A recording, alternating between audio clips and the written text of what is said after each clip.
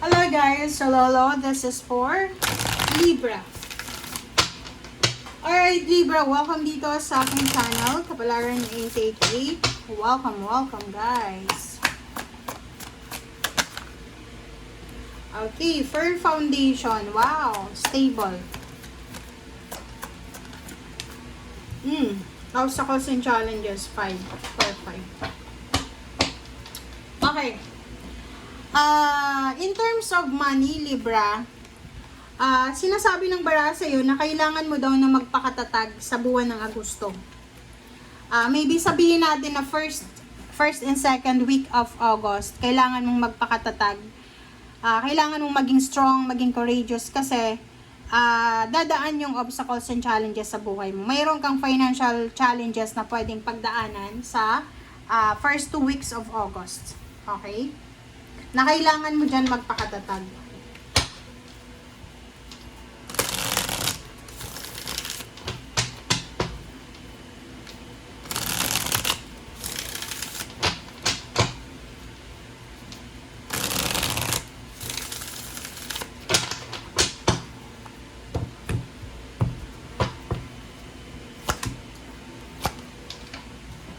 Okay, 9 of Cups and 6 of Wands. So, sa nakikita natin dito guys,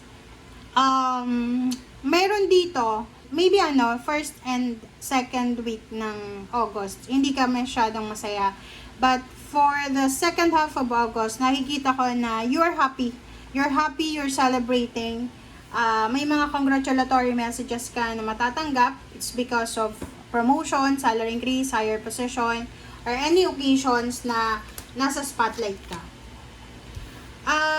By the end of the month, nakikita ko sa'yo dito na there's someone, it's either water sign, Pisces, Scorpion, Cancer, na posibleng makakatulong sa'yo if you need money, or posibleng there's a collaboration between water sign and Pisces, Scorpio, and Cancer, na pwedeng magkaroon kayo ng pagkakataon para makapag-ipon ng pera.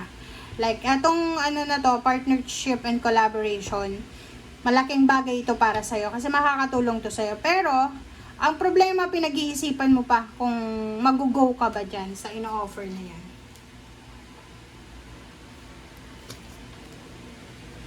Oh, wow! There's a new job coming. So, there's an offer ng bagong trabaho.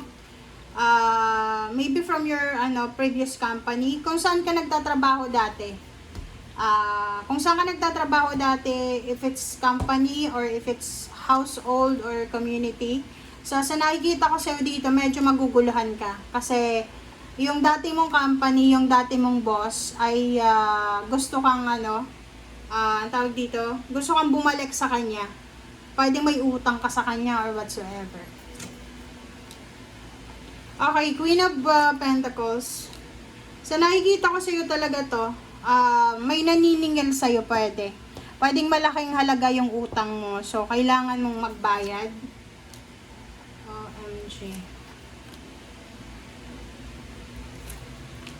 Libra.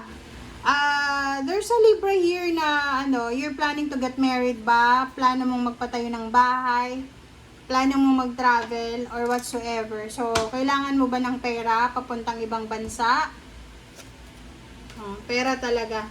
So, sinasabi ng bara sa'yo na yung whole month na to, ang concern mo is pera. Puro pera. Nakikita ko sa'yo dito, nahihirapan kang balansihin yung financial mo. Fire sign. Sa sinasabi ng barahan na to, ay nako. Yung baraha mo, nagsasabi na yung problema sa pera, hindi yan problema mo talaga. Problema yan ng ibang tao. It's either problema yan ng fire sign Leo or Sagittarius, or problema yan ng mga earth signs Virgo, Capricorn, and Taurus na konektado sa'yo. Pwedeng parent ka, nanay ka, tatay ka. And yung mga kapamilya mo, may mga kompromiso sa buhay. Na yun yung rason kung bakit problema ka. Sabi ng para sa'yo dito, you need to be patient. Iwasan natin yung sobra-sobrang sobrang pagiging submissive sa family mo. Iwasan mo yan. Sabi ng baraha, huwag kang magmamadali. Okay? Huwag kang magmamadali. Huwag kang masyadong atat. Okay? Yung Page of Wands at Temperance, huwag tayong magmamadali na makapunta sa future. Kasi, sabi ng baraha sa'yo dito, hindi mo kontrolado ang sitwasyon. Wala kang kontrol eh. So, ang kailangan mo lang is maghintay.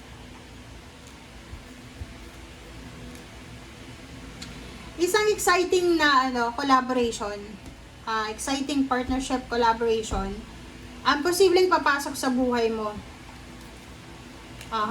So, this is magical. So, unexpected siya. Sinasabi ng baraha, pwedeng may family celebration, may family events na dadaluhan ka. And during that celebration, pwedeng makatanggap ka ng job offer, ng financial help. Pwede kang maka-encounter ng isang unexpected na connection. So, halimbawa, dumalo ka sa isang kasal, sa isang okasyon, binyagan, kasalan.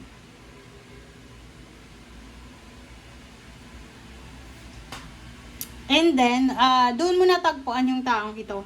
So, may knowledge siya, may alam siya sa kung ano yung pwede mong pasukan, trabaho man yan, negosyo, or whatsoever.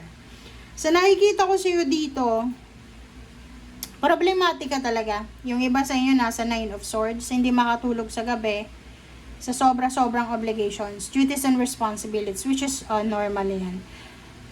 Kaya pala, pagod ako So, sabi ng baraha sa'yo dito, ihanda mo yung sarili mo, ihanda mo yung katawan mo sa pagpapuyat. Okay?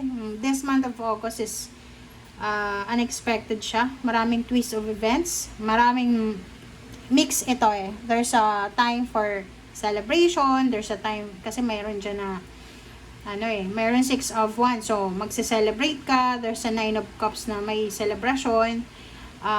Makakahawa ka ng pera, ng konti. Pero mawawala din siya. There's a family events and celebrations na kailangan mong bigyan ng focus. So, iwasan nating maging malungkot, iwasan natin na mag-isip ng mga negative. Matulog ka ng maayos, okay? Kung may mga stressor kayo sa buhay, magpainit ka. Sunlight, vitamin D. Kasi nakakatulong yun, guys, para mawala yung mga stress nyo sa buhay. Okay? Be strong, be courageous. Ihanda yung sarili para sa mga challenges. May mga twist yung everyday nga, di ba? Unexpected. Just go with the flow, surrender to the universe, to the divine. Wala kasi tayong control dito sa mundo eh. So, kung anong mangyayari, ang kaya lang natin kontrolin ang sarili natin. Pero yung kontrolin natin kung anong mangyayari, wala, imposible yan. Okay? Thank you guys. Bye!